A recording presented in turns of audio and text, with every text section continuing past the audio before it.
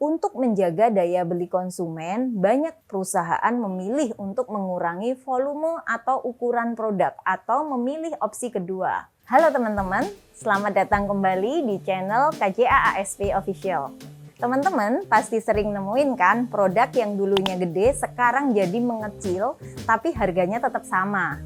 Atau yang dulunya punya isi 4 sekarang tinggal 3. Nah, ini adalah satu strategi marketing perusahaan nih teman-teman.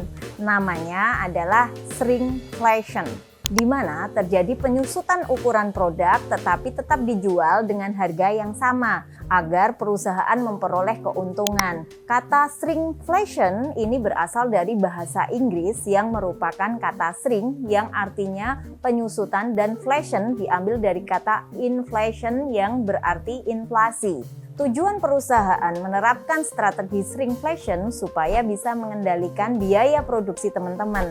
Alasan lain adalah karena harga bahan baku yang semakin mahal karena inflasi sedang kemampuan daya beli sama. Untuk tetap mempertahankan konsumen, karena bila harganya dinaikin pasti konsumen tidak mau membeli lagi, jadi perusahaan biasanya melakukan strategi ini dengan tetap menjual dengan harga normal sehingga tetap bisa bersaing di pasaran. Tapi tidak hanya perusahaan saja yang untung, konsumen tetap dapat keuntungan juga teman-teman, yaitu produk tetap terjangkau walaupun penyusutan tidak terlalu signifikan.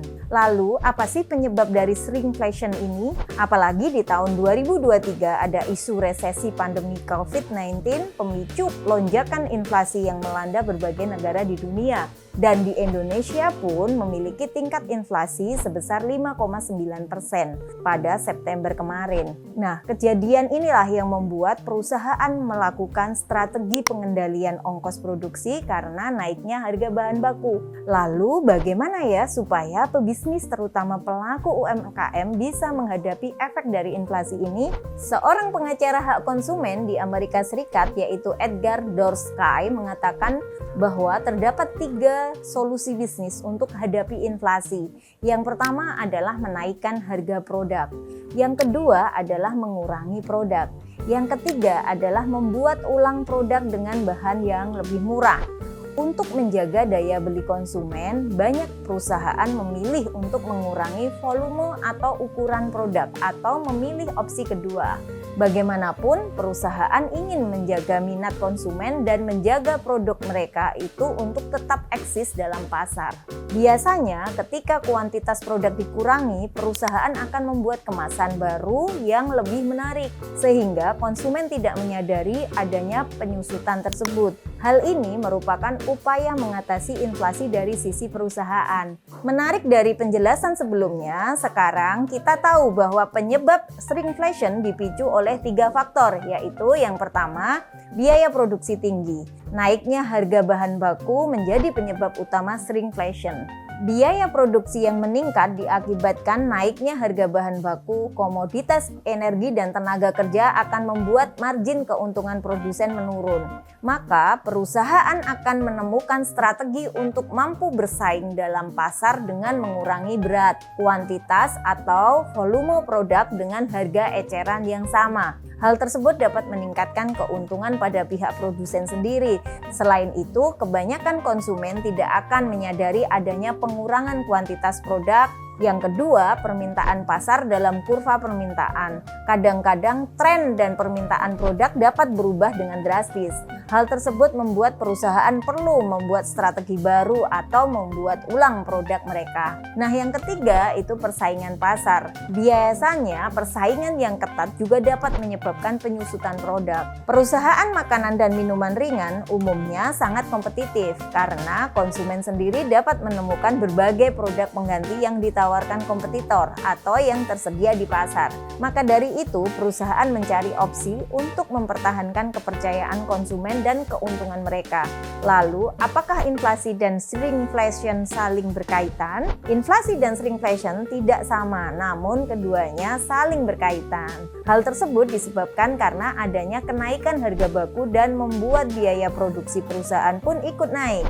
Inflasi berdampak pada harga di pasar. Adanya kenaikan harga ini membuat perusahaan membuat strategi untuk mengecilkan produk mereka untuk menutupi kenaikan tersebut. Untuk menetapkan jumlah penjualan, biasanya perusahaan melakukan penyusutan atau shrinkflation. Ada beberapa perusahaan yang melakukan shrinkflation secara sembunyi. Hal tersebut berisiko akan membuat konsumen kehilangan kepercayaannya. Namun, ada juga perusahaan yang melakukan shrinkflation secara terbuka kepada publik. Nah, bagaimana teman-teman? Apakah teman-teman masih bingung? Baik, saya akan berikan contoh shrinkflation ya. Fenomena shrinkflation di Indonesia yang ramai dibicarakan oleh netizen saat ini adalah makanan ringan. Makanan ringan apa? Ya berupa snack jagung yang semakin mengecil produknya. Tetapi di negara-negara lain seperti Amerika, Jepang, India, dan masih banyak lagi juga banyak terjadi. Di Amerika sendiri sekotak tisu dalam beberapa bulan sebelumnya memiliki sekitar 65 lembar.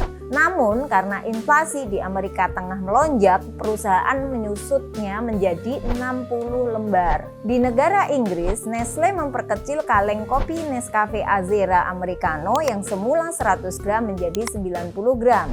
India pun demikian. Sabun cuci piring ukuran batang diperkecil menjadi 135 gram yang semulanya adalah 155 gram. Perusahaan Calbee Inc. di Jepang sebagai perusahaan pembuat makanan ringan pada bulan Mei melakukan shrinkflation secara terang-terangan. Perusahaan mengumumkan bahwa pengurangan berat makanan hingga 10% dan harga pun naik sekitar 10% pada produk-produknya. Nah, kesimpulannya teman-teman, tujuan dari shrinkflation adalah untuk mengendalikan biaya produksi perusahaan, strategi dapat tetap bersaing di pasar, dan sebagai upaya mengatasi inflasi dengan cara mengurangi ukuran produk akibat kenaikan harga bahan baku. Adanya shrinkflation ini memberi keuntungan kepada konsumen, produk tetap terjangkau meskipun terjadi penyusutan yang tidak terlalu signifikan. Sedangkan untuk perusahaan dengan melakukan penyusutan kuantitas ini dapat mempertahankan atau meningkatkan keuntungan dari hasil penjualan produk. Tetapi ada juga kerugian dari shrinkflation sendiri, yaitu potensi akan menimbulkan hilangnya kepercayaan konsumen, apalagi jika ada perubahan pada bahan bakunya. Konsumen akan merasa tidak adil dengan hal tersebut. Selain itu, persaingan antara perusahaan satu dengan yang lain tidak akan sehat dikarenakan adanya penyusutan kuantitas produk. Shrinkflation memang membuat beberapa konsumen merasa dirugikan. Namun, pihak konsumen perlu sadar juga mengenai keadaan ekonomi yang sedang tidak stabil saat ini. Jika teman-teman memiliki bisnis, perlu hati-hati dalam menggunakan metode shrinkflation ya. Teman-teman perlu cermat dan berpikir secara matang untuk mengambil keputusan. Semoga video ini bermanfaat dan tunggu video selanjutnya ya. Salam sukses buat kita semua.